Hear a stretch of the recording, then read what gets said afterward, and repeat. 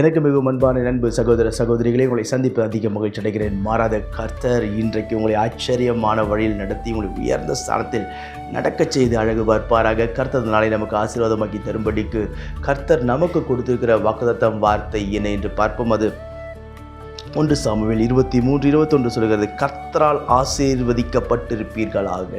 கர்த்தரால் ஆசீர்வதிக்கப்பட்டிருப்பீர்களாக. நம்முடைய ஆசீர்வாதங்கள் எல்லாம் கர்த்தருடைய கரத்திலிருந்து நாம் பெற்றுக்கொள்ளுகிற ஒரு ஆசீர்வாதங்களாக இருக்க வேண்டும்.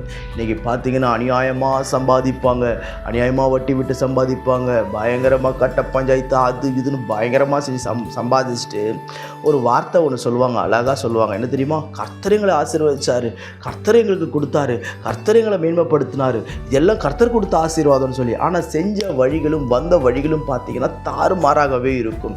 சரியான ரீதியில் பிஸ்னஸ் பண்ணியிருக்க மாட்டாங்க, ஒரு உண்மை இருக்காது, ஒரு உத்தமம் இருக்காது, ஒரு நியாயம் இருக்காது. அநியாயமாய் சம்பாதித்து பெரிய பெரிய வீடுகளை கட்டிட்டு ஒரு வார்த்தை சொல்லுவாங்க, கர்த்தர் கொடுத்தாரு, கர்த்தர் கொடுத்தாரு. அது அல்லங்க. கர்த்தர் சொல்றது தெரியுமா? நீ கர்த்தரால் ஆசீர்வதிக்கப்படுகிற ஒரு ஜனமாய் இருக்க வேண்டும். கர்த்தரால் வருகிற ஒவ்வொரு ஆசீர்வாதங்களும் நீதியாய், நேர்மையாய், நியாயமாய் வருகிற ஆசீர்வாதங்கள். ஒரு நாளும் அந்த ஆசீர்வாதங்கள் எல்லாம் பொய் சொல்லாது, ஒரு நாளும் நம்ம ஏமாற்றாது, ஒரு நாளும் அந்த ஆசீர்வாதங்கள் நம்ம கையை விட்டு போகாது. சிலரெல்லாம் பாருங்கள், அநியாயமாய் சம்பாதிப்பார்கள், பிள்ளையின் வாழ்க்கை மிகவும் தாறுமாறாக இருக்கும். சிலரெல்லாம் பார்த்தீங்கன்னா நல்லா சம்பாதித்து வச்சிருப்பாங்க, வீட்டில் நிம்மதியாக குடியிருக்க முடியாது. நல்ல ஆசீர்வாதங்களை கர்த்தர் கொடுத்திருப்பார், நிம்மதியாய் சாப்பிட முடியாது. ஏதோ ஒரு பிரச்சனை, ஏதோ ஒரு நெருக்கம், ஏதோ ஒரு கோளாறு அவருடைய குடும்பத்தில் இருந்து கொண்டே இருக்கும். ஆனால் கர்த்தர் சொல்லுகிறார், நீ என்னால் ஆசீர்வதிக்கப்படுவாயே, ஆனால் உன்னை சுற்றிலும் சமாதானத்தை கொடுத்து, உன்னை சுற்றிலும் நிம்மதியான ஒரு வாழ்க்கை கொடுத்து உன்னை ஆசீர்வதிக்க அவர் போதுமானவராய் இருக்கிறார். சிலருக்கு நல்ல காசு பணம் இருக்கும், ஆனால் வீட்டில் நிம்மதி இருக்காது, வீட்டில் வருமானம் இருக்காது. இப்படி பயங்கரமான நெருக்கங்கள் தான் உள்ளே போய்கிட்டு இருப்பாங்க.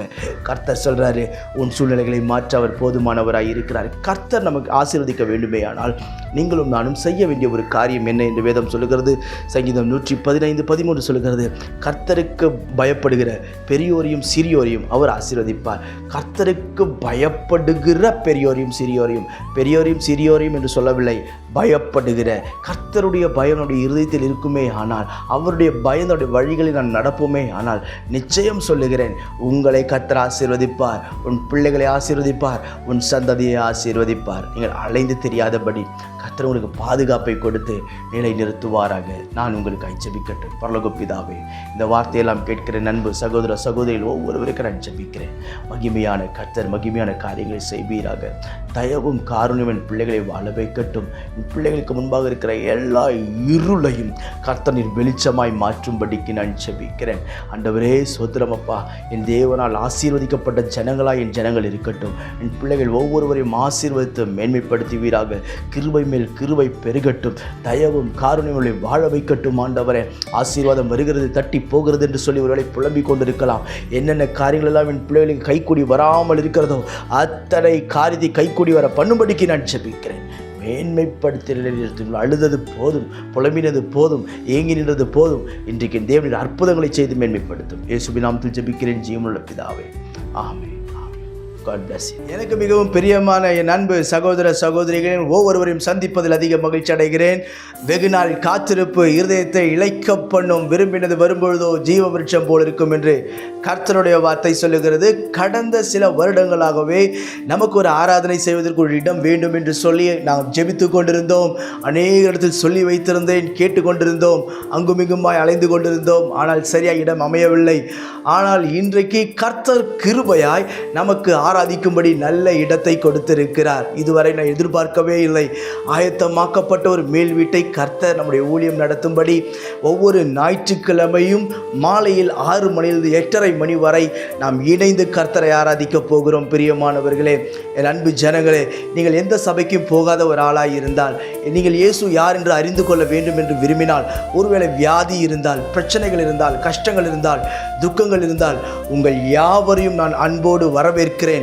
உங்கள் ஒவ்வொருவருக்காகவும் ஜெபிக்க நான் காத்திருக்கிறேன். பிரியமானவர்களே, நம்முடைய இந்த யூடியூப் செய்தி மூலமாய் கர்த்தர் அநேக இருதயங்களை அசைத்து கொண்டிருக்கிறார்.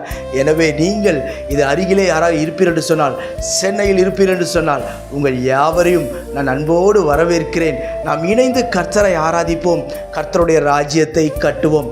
நான் இந்த வீடியோவில் இதை கீழே என்னுடைய அட்ரஸ் வருகிறது, அட்ரஸை எடுத்துக்கொள்ளுங்கள். என்னுடைய ஃபோன் நம்பர் வருகிறது.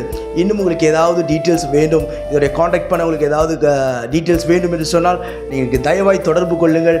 நான் உங்களுக்கு ஆலோசனை கொடுப்பேன். நிச்சயம் நாம் சேர்ந்து கர்த்தரை ஆராதிப்போம், அவரை உயர்த்துவோம், கனப்படுத்துவோம். உங்கள் ஒவ்வொருவரையும் என்னுடைய தனிப்பட்ட விதத்தில் நான் அன்போடு வரவேற்கிறேன். God bless you.